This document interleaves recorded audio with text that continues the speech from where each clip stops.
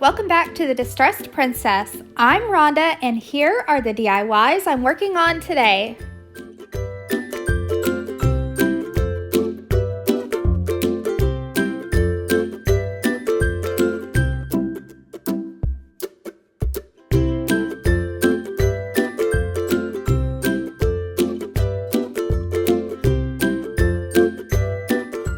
These were all inspired by things that I have seen at Kirkland's recently.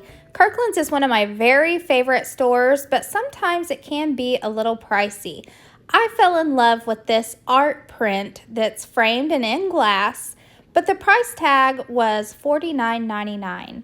And I thought, even though I'm not a real artist or a painter, maybe I could make this myself. So the first thing I did was look at my local Goodwill to see if I could find a cheap picture frame for my art print. And this one, even though the sticker says $3, it was half off of that. So I only paid $1.50.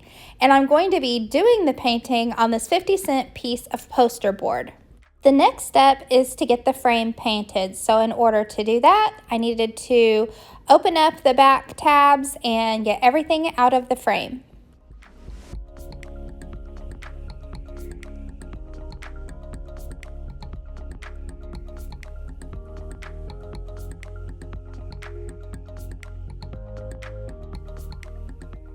I'm using the Apple Barrel color Pewter Gray.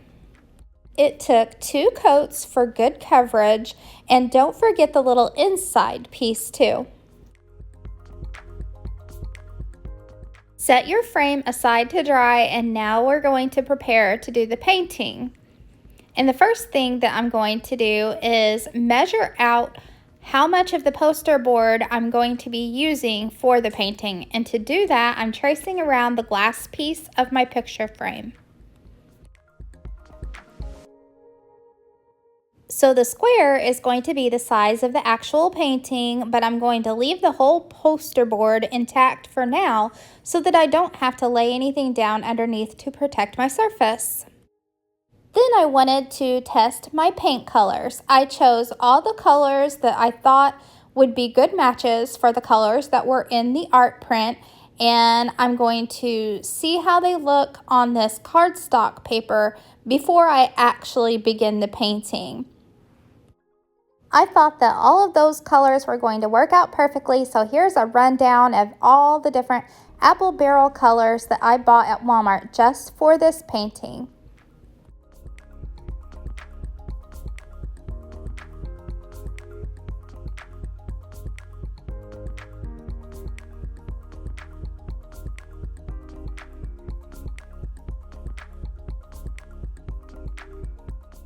I used 3 different sizes of brushes, and my thickest brush I used to apply some white paint sort of as a base coat.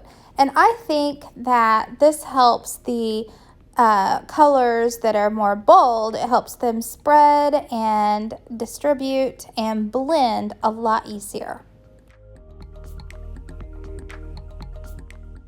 Off to the side, I had my tablet set up with a picture of the art print from Kirkland's pulled up on it. So I was using it as a visual guide in where I added these colors.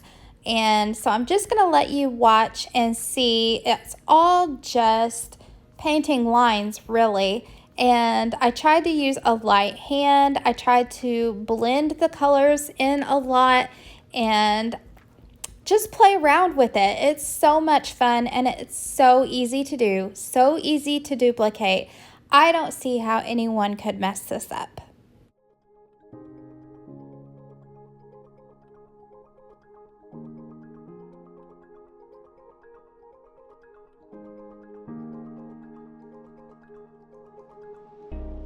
So for each new segment, I put down the base coat of white and then I put my bolder color on top.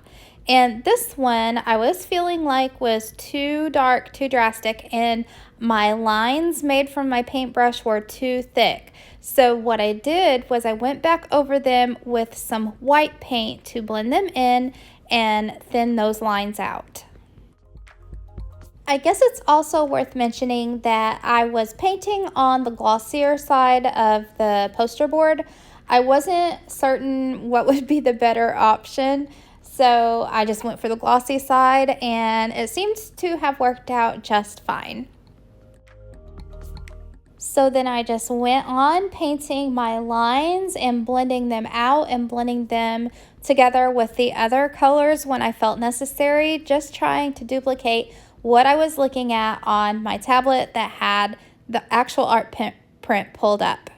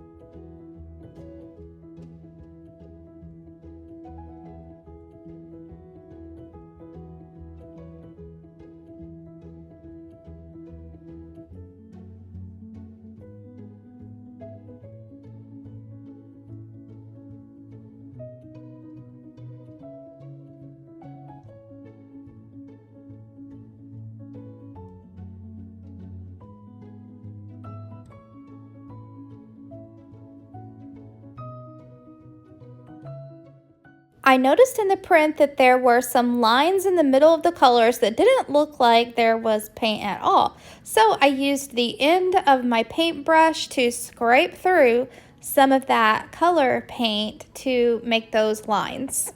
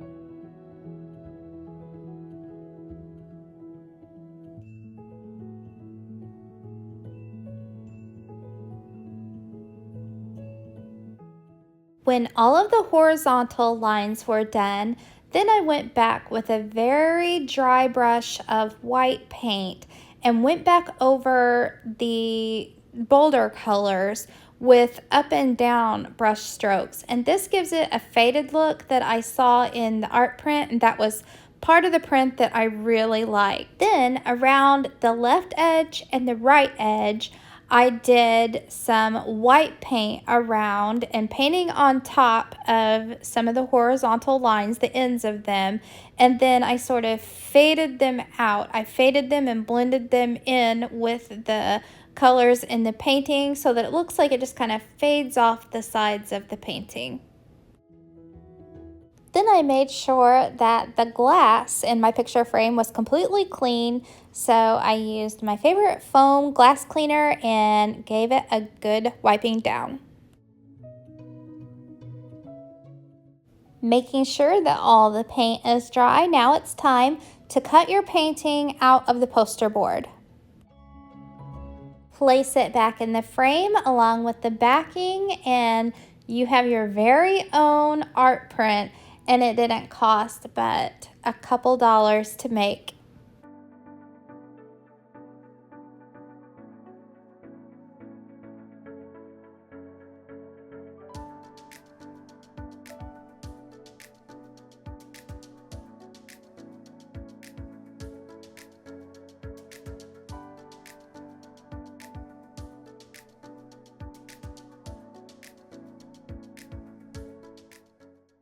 The next DIY is this wood board that had these metal handles, and it was a really nice size. It was about 39 inches long, but it also had a price tag of $39.99. And I thought this could be so easy to duplicate. The dimensions on the board from Kirkland's was 7.5 inches wide by 39 inches long, and so that's how long I cut this piece of scrap wood that I had.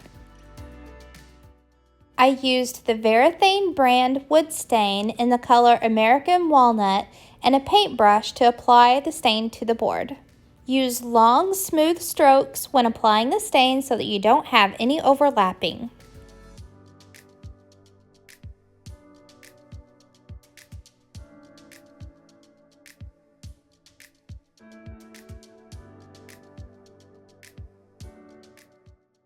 And at this point, I did the edges and the ends too. I let the stain soak into the wood for about 3 minutes, and then I used an old rag to wipe off the excess, and then I repeated this process on the other side.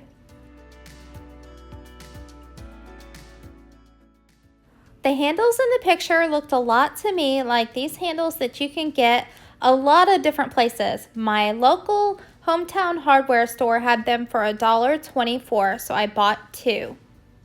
I didn't feel that there were any measurements required. It was easy enough to eyeball where these handles should go, and so I just screwed them down using the screws that came with the handles.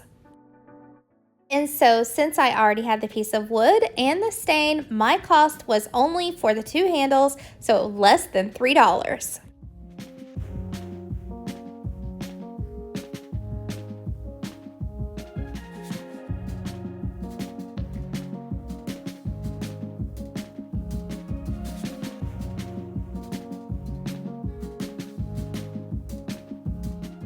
I don't know if you guys have noticed or not, but this rattan furniture has made a big comeback, and it has a big price tag that comes with it. But if you search around at thrift stores and Goodwill, you can still find these original pieces from the 70s and 80s. I paid $8 for this table, and I'm going to try to refinish it with a weathered whitewash look. The first step in the process is not really anybody's favorite, at least it's not mine, but you do have to sand some of that varnish off. Now, I'm not saying be meticulous about it, and perhaps the piece that you pick up won't have any stain or varnish on it at all, but if it does, you will need to remove some of that darkness. And only sand the wood parts. You don't want to touch the rattan parts with any sandpaper.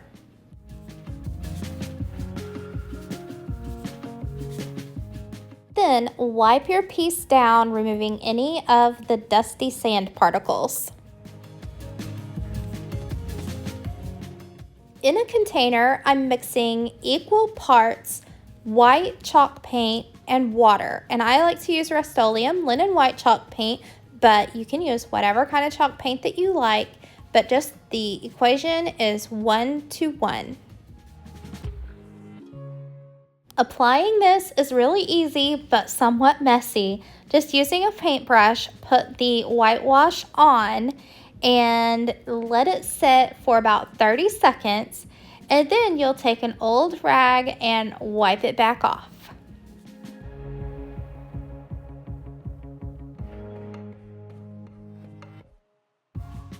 Repeat as necessary if you feel like you need more whitewash, or wipe off more as you like.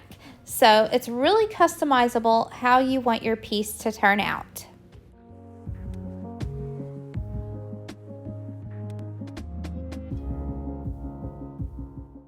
The same process would go for the rattan part of your furniture. So put the whitewash on, but I really didn't let it set for the 30 seconds because I wanted there to be less whitewash on this than any of the rest of the piece. So I put it on and pretty much wiped it right back off.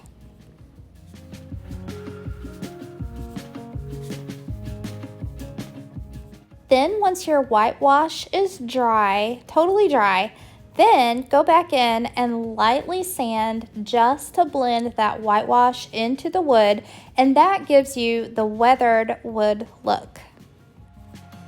And that's all there is to it. Again, here's the before, my old $8 table, and here's the after. And it's a very similar faux painting to the table that is in Kirkland's.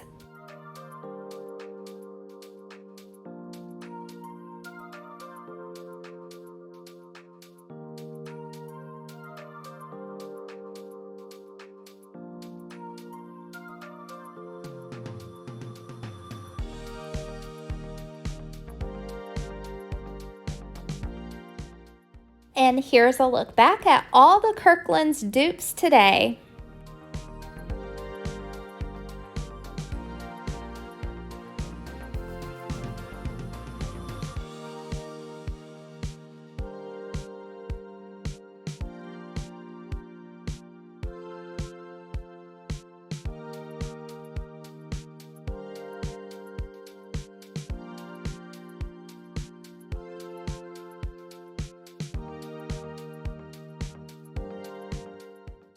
Thanks for stopping by. I hope you all got some inspiration to try some of these things for yourself. It's really not hard. I promise if I can do it, anyone can.